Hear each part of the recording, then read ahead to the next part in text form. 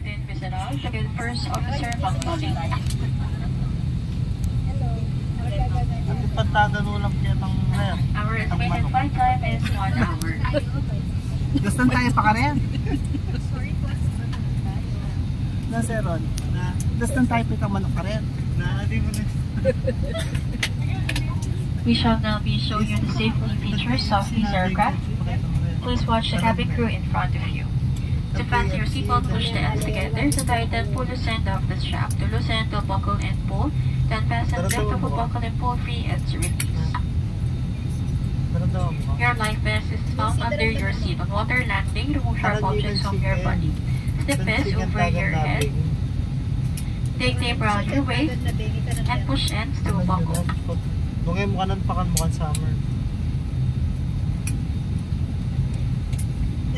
Pull waist tape to tighten. When outside the aircraft, pull down sharply. The inflation cords at the lower end. If life vest fails to inflate, don't mount tubes, push pin inwards to release air. Do not take your life vest inside the aircraft. The lamp will automatically activate when the battery is immersed in water.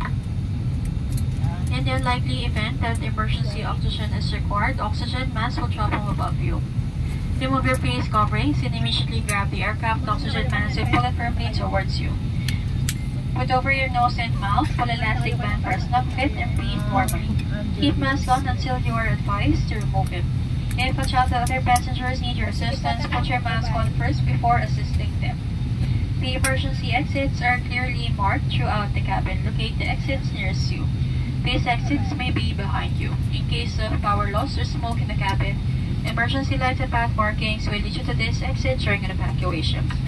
For further information, please study the safety card found in the seat pocket in front of you.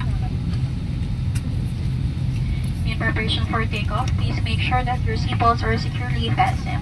Seat backs in a upright position. Large electronic devices like laptops and tablets stored in your seat pockets, window shades open, and your tray table stowed. Once again, welcome to Philippine Airlines.